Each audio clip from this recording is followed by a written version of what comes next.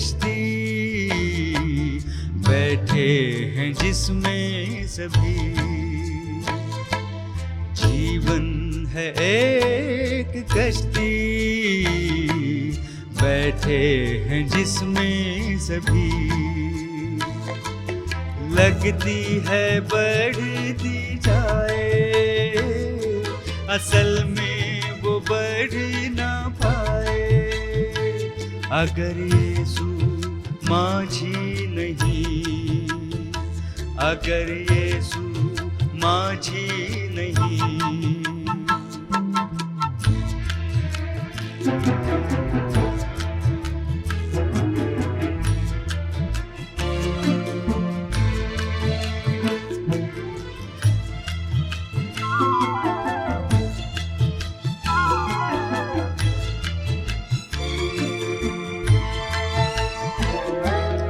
भूचाल आए, तूफान आए, घबराए दिल ये मेरा।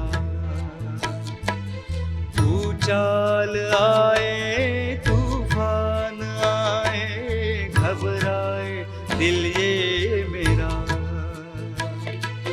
यीशु बनेगा तेरा सहारा, आज़मा ले तू उसको जरा। आज़मा ले तू उसको जरा। जीवन है एक कश्ती बैठे हैं जिसमें सभी। लगती है बढ़ती जाए, असल में वो बढ़ ना पाए। अगर यीशु माझी नहीं, अगर यीशु माझी नहीं।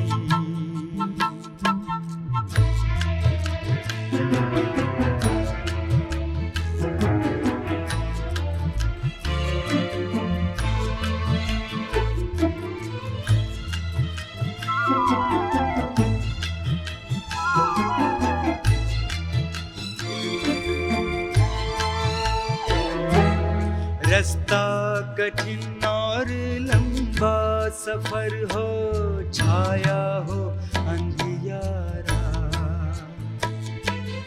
रास्ता कठिन और लंबा सफर हो, छाया हो अंधियारा। यीशु ही है जो पार लगाए, पहुंचाएगा वो किनारा। पहुंचाएगा वो किनारा। जीवन है एक कश्ती बैठे हैं जिसमें सभी। जीवन है एक कश्ती बैठे हैं जिसमें सभी। भाई बहनों, स्वागत है आपका इस विशेष कार्यक्रम में। इसका नाम है मसीही महिलाएं। महिलाओं का समाज में, परिवार में, जीवन में बहुत बड़ा योगदान है। आज मैं जो आपके सामने खड़ा हूँ, मैं आपको बताना चाहता हूँ मेरे प्रियो, यहाँ तक पहुँचाने में दो महिलाओं का एक विशेष योगदान है। मेरी माँ जिसने मुझे पैदा किया, मेरा पालन पोषण किया, और दूसरी महिला जो आज मेरे साथ परमेश्वर की सेवा कार्य में लगी हुई है, अर्थात मेरी पत्नी। इस प्रकार से मैंने ये तय किया, मुझे ये अच्छा लगा कि इस पूरी श्रृंखला में मैं आपसे महिलाओं के बारे में बात करूं। महिलाओं का हमारे जीवन में, मनुष्य के जीवन में, उद्धार के मार्ग में कितना बड़ा योगदान है, उनसे हम क्या क्या सीख सकते हैं, ये सब बातें हम इस श्रृंखला में देखने वाले हैं।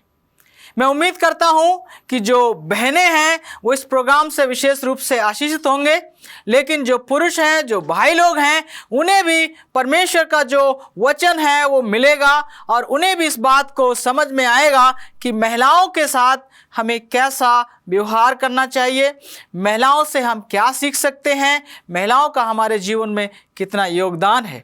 ये सारी बातें हैं जो इस सीरीज़ में हम देखेंगे। आइए वचन में चलें।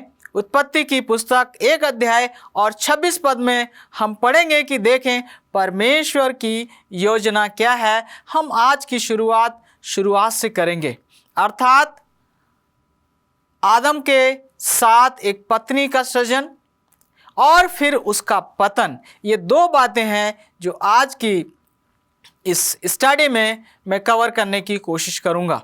उत्पत्ति 1:26 पढ़ते हैं, देखें क्या लिखा है। फिर परमेश्वर ने कहा, हम मनुष्य को अपने स्वरूप के अनुसार अपनी समानता में बनाएं और वे समुद्र की मछलियों और आकाश के पक्षियों और घरेलू पशुओं और सारी पृथ्वी पर और सब रेंगने वाले जंतुओं पर जो पृथ्वी पर रेंगते हैं अधिकार रखें। परमेश्वर ने ये योजना बनाई। परमेश्वर ने जब सारी चीज़ों को बना लिया जो मनुष्य के लिए आवश्यक थी, तो फिर उसने ये कहा कि आओ इस सारी सृष्टि के ऊपर, सारी पृथ्वी के ऊपर जो कुछ मैंने बनाया है उसके ऊपर अधिकार रखने के लिए मैं बनाऊं। और उसके लिए उसने बनाया आदम और हवा को। परमेश्वर कहता, आओ हम मनुष्य को अपनी समानता में बनाएं। मेरे प्रियो, मनुष्य जाति के लिए इससे बड़ा सम्मान, इससे बड़ा आदर कोई हो ही नहीं सकता। आज के विज्ञान को देखें, वो ये बताना चाह रहा है कि मनुष्य की शुरुआत बंदरों से हुई है, जानवरों से हुई है। नहीं मेरे प्रियो, परमेश्वर का वचन बताता है कि परमेश्वर ने मनुष्य को अपने हाथों से अपने ही स्वरूप में बनाया है, सजा है, उसकी रचना की है। मेरे प्रियो, परमेश्वर ने आदम और हवा को अपने स्वरूप में, अपनी समानता में बनाया ताकि वो इस सारे संसार की तमाम चीज़ों पर, तमाम बातों के ऊपर वो अधिकार रखें और परमेश्वर की इच्छा के अनुसार अपने जीवन में आगे बढ़ें। मेरे प्रियो, हम जानते हैं कि परमेश्वर ने आदम को बनाया और उसके बाद उसने हवा को बनाया। लेकिन उससे पहले कुछ और बातें हैं जो हम देखेंगे। उत्पत्ति 1 अध्याय और उसका 27 पद में ही अभी हम और जाएंगे और पढ़ेंगे वहाँ पर क्या लिखा है। तब परमेश्वर ने मनुष्य को अपने स्वरूप के अनुसार उत्पन्न किया, अपने ही स्वरूप के अनुसार परमेश्वर ने उसको उत्पन्न किया, नर और नारी करके उसने मनुष्य की सृष्टि की। परमेश्वर ने नर और नारी खन के बनाया। ये परमेश्वर की योजना है कि इस सृष्टि का विकास होने के लिए नर और नारी दोनों की बहुत बड़ी आवश्यकता है। एक नर और एक नारी।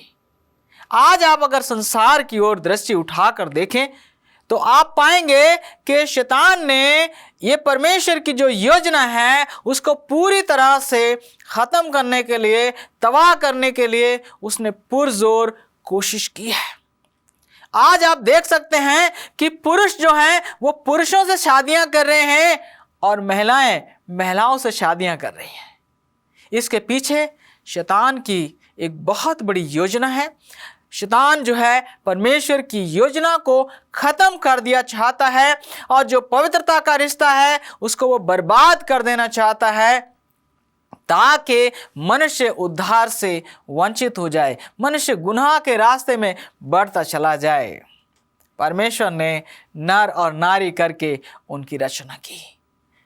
इस संसार को बढ़ाने के लिए, परिवार को चलाने के लिए, समाज को आगे बढ़ाने के लिए नर और नारी, स्त्री और पुरुष दोनों की आवश्यकता है। दोनों का बहुमूल्य योगदान है।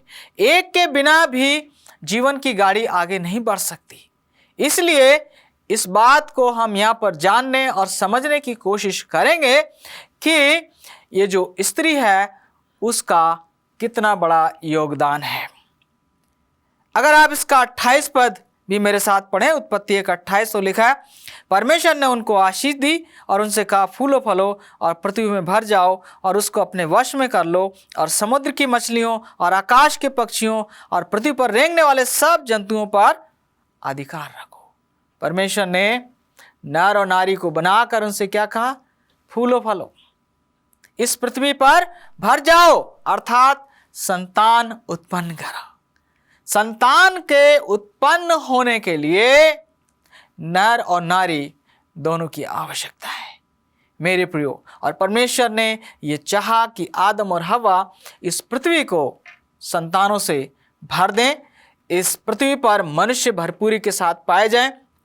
परमेश्वर ने मनुष्य को बनाया, तमाम जीव जंतुओं को बनाया, उनके नर और मादा करके बनाए और उनको ये अधिकार दिया, उनको ये शक्ति दी, उनको ये सामर्थ्य दी कि वो अपने समान जीवों को पैदा करें। गेहूं से गेहूं पैदा होता है, बंदर से बंदर पैदा होते हैं, मछली से मछलियां पैदा होती हैं और मनुष्य से मनुष्य पैदा होते हैं। ये परमेश्वर की योजना है और यदि सब कुछ परमेश्वर की योजना के अनुसार किया जाए तो परमेश्वर की योजना के अनुसार ही फल भी मिलता है। परमेश्वर ने उनको नर और नारी करके बनाया और उनसे कहा कि फूलो फलो और सारी पृथ्वी को भर दो और जो भी जानवर हैं, पानी में पाए जाने वाले मछलियां हैं, जीव जंतु हैं, उन पर अधिकार रखो, पृथ्वी पर चलने वाले जानवरों पर अधिकार रखो और आकाश में उड़ने वाले पक्षियों के ऊपर अधिकार रखो। मेरे प्रियो, कितना बड़ा सौभाग्य परमेश्वर ने मनुष्य को दिया कि सारी पृथ्वी के ऊपर पाई जाने वाली हर एक वस्तु के ऊपर वो अधिकार रखे। लेकिन यह अधिकार कैसे खो गया, अभी हम थोड़ी देर में देखेंगे। मेरे साथ आप बाइबल की एक और आयत को खोलें, उत्पत्ति 2:22 हम पढ़ेंगे और वहाँ हम देखेंगे कि हवा अर्थात स्त्री के बनाए जाने का और भी विस्तार से वर्णन है। लिखा है, और यहोवा परमेश्वर ने उस पसली को जो उसने आदम में से निकाली थी स्त्री बना दिया और उसको आदम के पास ले आया। मेरे प्रियो, जब परमेश्वर ने सारे जीव जंतुओं को बनाया, जानवरों को बनाया, पेड़ पौधों को बनाया, फिर परमेश्वर ने आदम को यह सौभाग्य दिया कि वो सब के नाम रखे। हर एक जानवर, हर एक वस्तु का उसने नाम रखा और सब चीज़ों के नाम छठे दिन रखते रखते रखते दोपहर के बाद तक आदम जो है वो बहुत बुरी तरह से थक गया था। और उसने इस थकने का जो मुख्य कारण ये भी था कि उसके लायक कोई भी ऐसा जंतु, ऐसा जीव, ऐसा सहायक नहीं मिला जो उसके साथ मेल खा सके। और इसके कारण आदम जो है वो थक गया और फिर परमेश्वर ने कहा आदम का अकेला रहना अच्छा नहीं है और आदम के लिए एक जीवन साथी बनाने के लिए परमेश्वर ने योजना बनाई। तो उसने क्या किया, उसने आदम की एक पसली को निकाला और उससे एक स्त्री को बनाया। मेरे प्रियो, यहाँ पर आप देख सकते हैं, हम समझ सकते हैं कि परमेश्वर ने हवा को मिट्टी से नहीं बनाया है जिस तरह से उसने आदम को बनाया था। उसने हवा को केवल कहकर नहीं बनाया जैसे उसने जीव जंतुओं को कहकर बना दिया, लेकिन उसने हवा को बनाने के लिए आदम की एक पसली को निकाला। जब आदम सो रहा था तो हवा बनाई गई, उसके लिए जीवन साथी बनाई गई और पसली लेकर बनाई गई। मेरे प्रियो, उसके पांव से मांस लेकर नहीं बनाई गई कि वो उसके पांव की जूती बने, उसके सर में से कुछ लेकर नहीं बनाई गई कि उसके सर पर बैठे, बल्कि उसके दिल, उसके जिगर के पास से एक पसली ली गई और पसली से हवा का निर्माण हुआ। ये मेरे प्रियो जो पसली है, इससे हम बहुत बातों को सीख सकते हैं। पसली में जो गुण पाए जाते हैं, ठीक वही गुण एक स्त्री के जीवन में भी पाए जाते हैं। पसली देखने में बहुत कमजोर लगती है, बड़ी लचीली होती है, उसे आप मोड़ सकते हैं, उसे आप तोड़ सकते हैं। स्त्रियां भी, हमारी बेटियां, हमारी बहनें, हमारी माएँ भी ऐसी ही होती हैं। देखने में दुर्बल, कमजोर और असहाय लगती हैं, लेकिन पसली के समान उनके जीवन में एक बहुत बड़ा महत्वपूर्ण रोल होता है जिसे वो अदा करती हैं। पसलियां क्या करती हैं मेरे प्रियो? पसलियां आपके जीवन को चलाने वाले सबसे महत्वपूर्ण अंगों की रक्षा करती हैं। जी हाँ, आपके दिल, आपके गुर्दे, आपके यकृत और तमाम वो अंग जिससे आपका जीवन चलता है, उनको सुरक्षा कवच प्रदान करती हैं पसलियां। जी हाँ, जब कोई आपको मारता है तो आपके दिल पर चोट नहीं लगती है, आपकी पसलियों पर चोट लगती है मेरे प्रियो। उसी प्रकार से एक स्त्री जब ये देखती है कि मेरे जीवन साथी पर, मेरे भाई पर, मेरे बेटे पर, मेरे किसी प्रिय के ऊपर संकट आ रहा है, उस समय वो स्त्री अड़ जाती है और अपने जीवन को दांव पर लगाकर वो आपके जीवन को बचा लेती है मेरे प्रियो। मुझे याद है कि जब मैं छोटा था तो मेरा एक एक्सीडेंट हुआ, दुर्घटना हुई जब मैं 7वीं क्लास में पढ़ता था।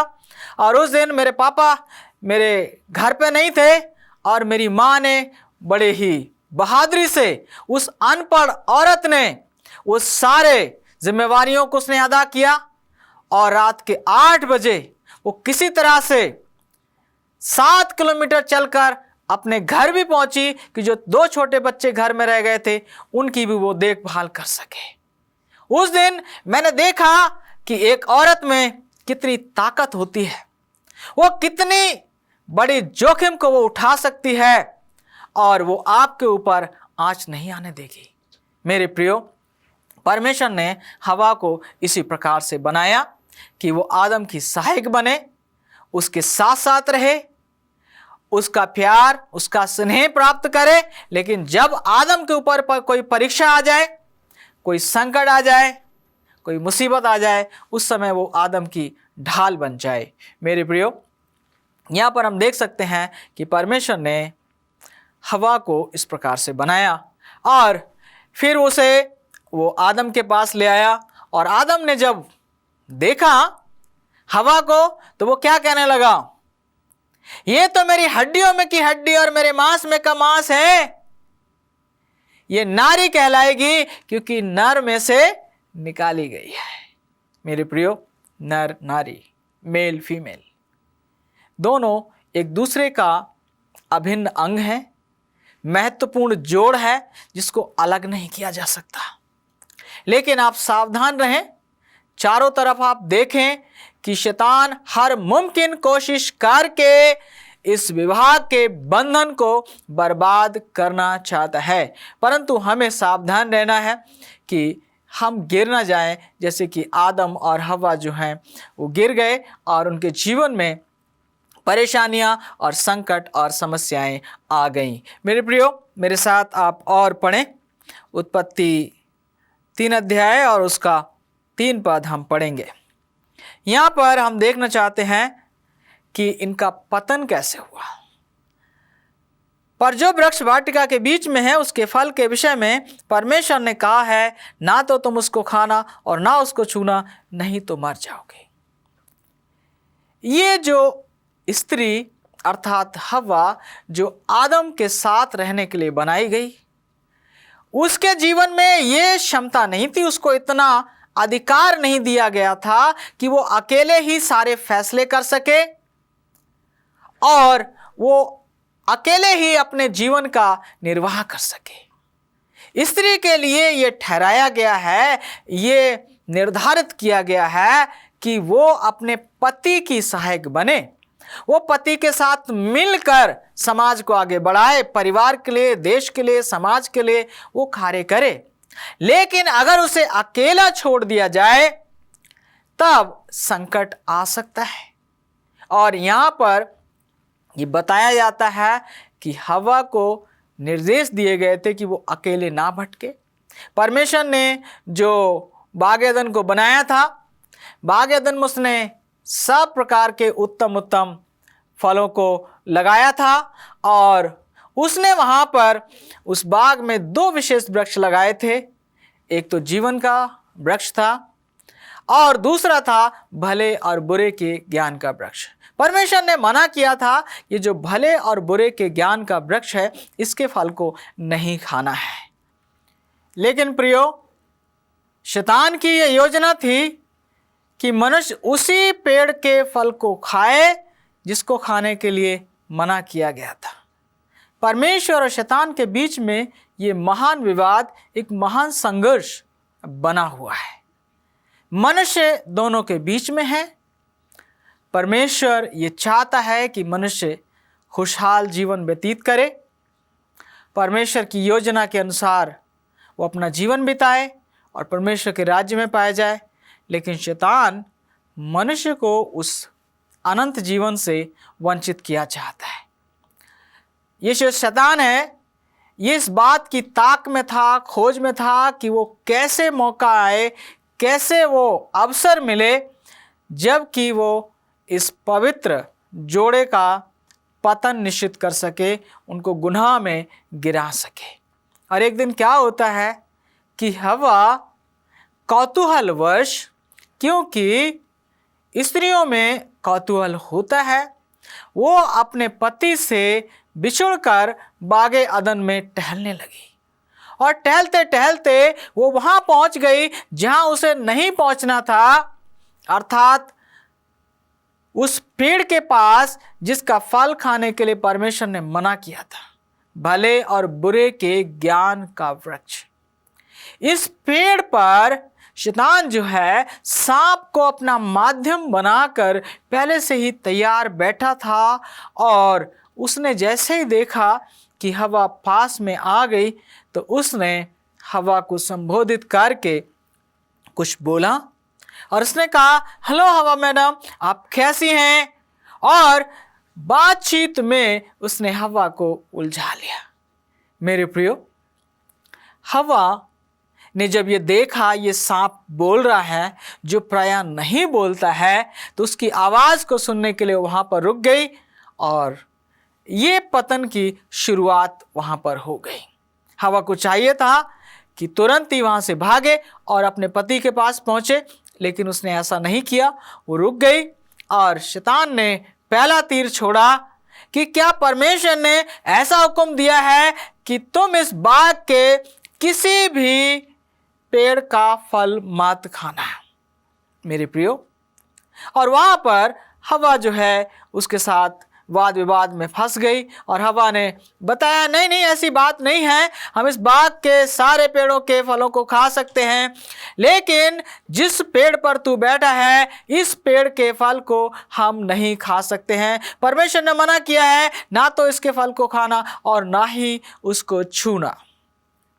मेरे प्रियो, शैतान तो यही चाहता था कि हवा उससे वाद विवाद करे और वो इस तरह से साबित कर सके, उसको कन्विंस कर सके, उसको समझा सके कि पाप कितना सुहावना है, पाप कितना अच्छा है। शैतान ने कहा, नहीं नहीं ऐसी बात तो नहीं है, अगर तुम इस पेड़ के फल को खाओगे परमेश्वर जानता है तुम्हारी आंखें खुल जाएंगी और तुम भले और बुरे का ज्ञान पाकर परमेश्वर के समान हो जाओगे, तुम मरोगे नहीं।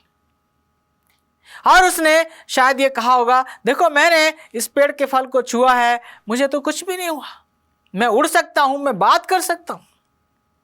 मेरे प्रियो, यहां पर शैतान ने हवा के ध्यान को आकर्षित कर लिया, अपने वश में कर लिया।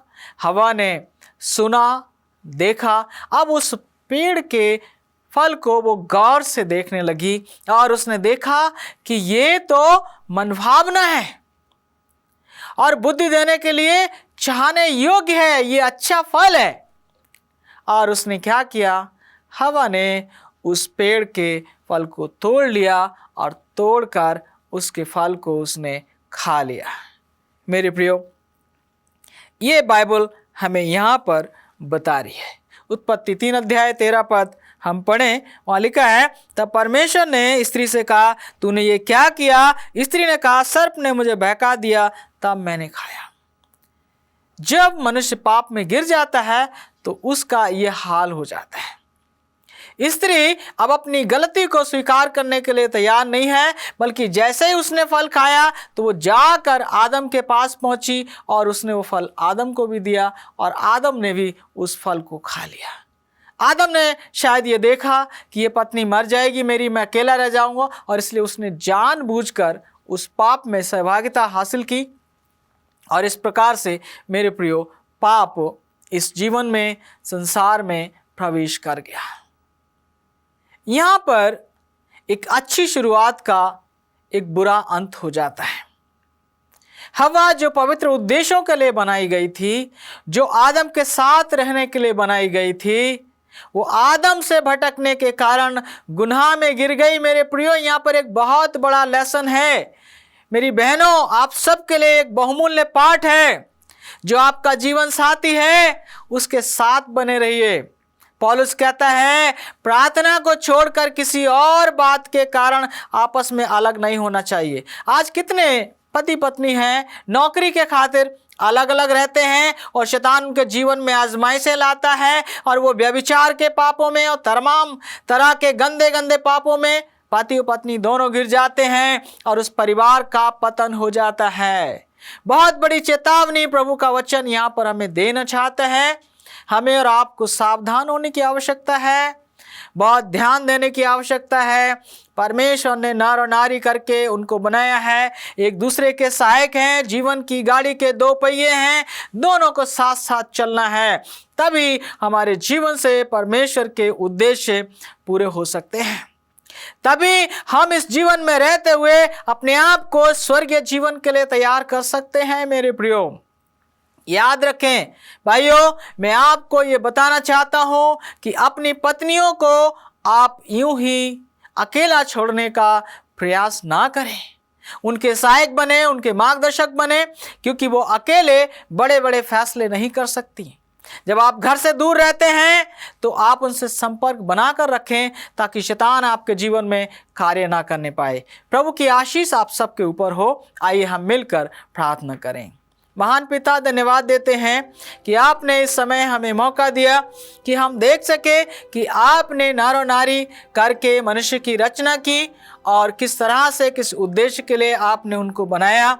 लेकिन शैतान बीच में आया और उन दोनों के अलग होने के कारण हवा पाप में गिर गई। हवा के पाप में गिरने के कारण आदम भी गिर गया और उस योजना को पूरा नहीं कर सके जो परमेश्वर उनके जीवन में चाहता था। प्रभु, मैं चाहता हूं कि आप इन सब लोगों को आशीषित करें और इनके जीवन में इस पारिवारिक वैवाहिक बंधन को मजबूत करें ताकि इनके परिवार खुशहाल रहें और इनके परिवारों में आपकी आशीष हो। हम सब पर आपकी दया और कृपा हो। प्रभु यीशु मसीह के नाम से प्रार्थना करते हैं, आमीन।